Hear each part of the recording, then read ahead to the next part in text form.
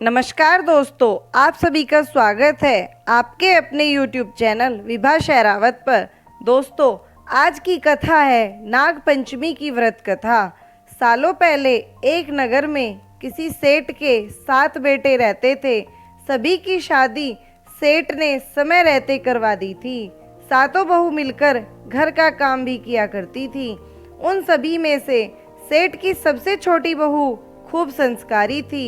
एक दिन यूं ही काम करते हुए घर की बड़ी बहू ने अपनी देवरानियों से कहा कि घर को लीपने के लिए पीली मिट्टी नहीं है, जंगल जाकर मिट्टी लानी होगी।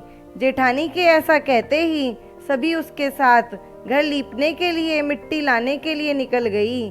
सभी खुरपी से मिट्टी निकाल ही रही थी कि तभी सबसे बड़ी वाली बहू को एक नाग नजर आया।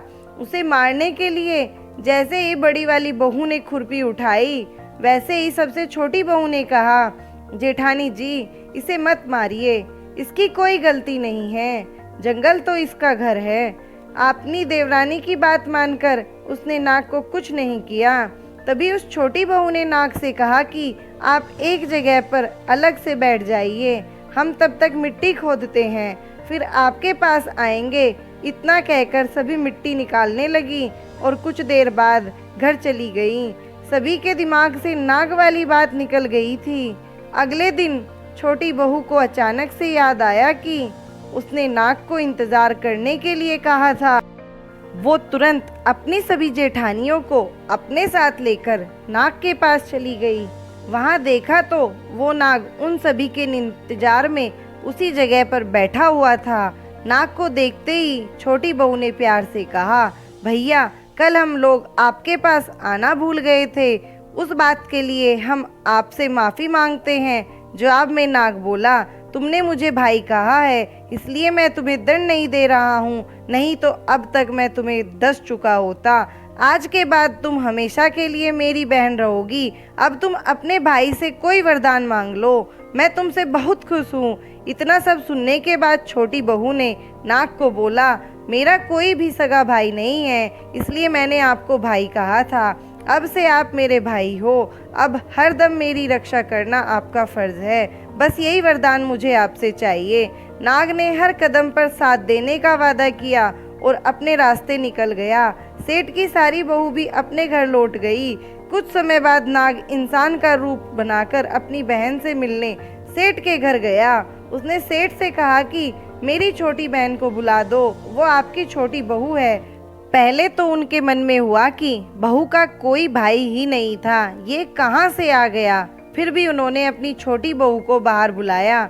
नाग ने फिर साथ में बहन को अपने घर लेकर जाने की बात की। सेठ ने इसकी भी आज्ञा दे दी। तभी नाग ने अपनी बहन से पूछा, कहीं तुम मुझे भूल तो नहीं गई हो। जवाब में बहन बोली, नहीं भैया, मैं आपको बिल्कुल नहीं भूली हूँ। फिर नाग ने कहा, मैं तुम्हें अपने घर लेकर जा रहा हूँ, तुम मेरी पूंछ पकड़कर चलती रहना पीछे। उसकी बहन ने वैसा ही किया। कुछ ही देर बाद वो एक बड़े से मकान में पहुँच गए। वहाँ हर तरफ सोना चांदी और अन्य कीमती सामान थे। वहाँ नाग की बहन आराम से कुछ दिनों के लिए रहने लगी। नाग की माँ भी उसे खूब प्यार करती थी। एक दिन नाग की माँ ने छोटी बहू को अपने भाई के लिए दूध लेकर जाने के लिए कहा। छोटी बहू ने दूध को गर्म किया और भाई को पीने के लिए दे दिया। अब गर्म दूध पीते ही नाग का मुंह जलने लगा। ये सब देखकर नाग की माँ को खूब गुस्सा आया।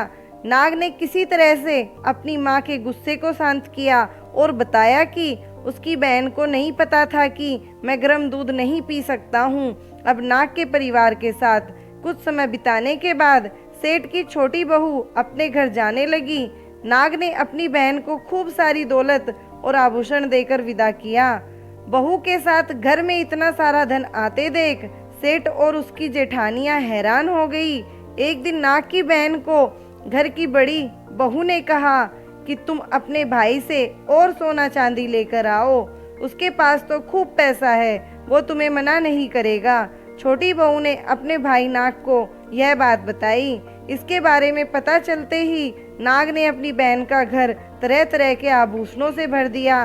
सभी जेवरातों में से एक हीरे का हार बेशकीमती था। उसे देखते ही हर किसी का मन उस पर आ जाता था। होते होते उस हीरे के हार की खबर राज्य की रानी तक पहुंची। उसने छोटी बहू से हार लेकर खुद अपने पास रख लिया। दुखी होकर सेठ की छोटी बहू ने अपने भाई को इसके बारे में सारा बताया। गुस्से में उसके भाई ने रानी के गले के हीरे के हार को नाग बना दिया। इससे डरकर रानी ने एकदम हार को अपने गले से उतारा और सेठ की छोटी बहू को महल बुलवाया। उसके महल पहुंचते ही रानी ने छोटी बहू को बताया कि कैसे हार उसके गले में नाग बन गया था और उससे इसकी वजह पूछने लगी। तब सेठ की छोटी बहू ने बताया कि नाग भाई ने यह हार सिर्फ मुझे पहनने के लिए दिया है, इसे कोई दूसरा इंसान गले में डालेगा तो यह तुरंत सांप बन जाएगा। इस बात को सही साबित करने के लिए रानी ने सेठ की छोटी बहू को सांप बन चुके हार को पहनने के लिए कहा। छोटी बहू ने जैसे ही नाग बने हार को गले में डाला तो वो दोबारा हीरे के हार में बदल गया। महारानी ने ये सब होते हुए खुद अपनी आंखों से देखा और हैरान रह गई। अब उसे सेठ की छोटी बहू की बात पर यकीन हो गया था। उसने हार छोटी बहू को अपने साथ लेकर जाने के लिए कहा। इतना सब होने के बाद रानी ने सेठ की छोटी बहू को कुछ सोने की मुद्राएं देकर महल से विदा कर दिया।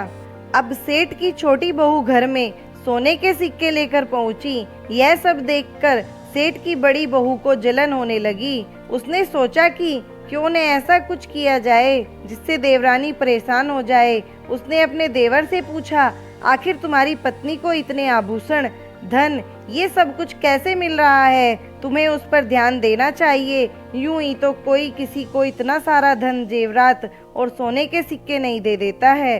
पता करो कि आखिर क्या मामला है। भाभी से अपनी पत्नी के बारे में इतना सब सुनने के बाद उसके मन में अपनी पत्नी के लिए शक पैदा हो गया। उसकी हर बात को वो शक भरी निगाहों से देखने लगा। एक दिन इस बारे में उसने अपनी पत्नी से बात की। खुद के लिए अपनी पति से ऐसा सब सुनने के बाद वो दुखी हो गई। उसने सीधे अपने नाग भाई से मुलाकात की और अपने पति द्वारा कही गई सारी बातों के बारे में बता दिया। अपनी दुखी बहन को देखकर नाग को भी गुस्सा आया। सीधे वो अपनी बहन के पति से मिला और बोला कि अपनी बहन को जेवरात और दूसरे तोहफे मैंने दिए हैं।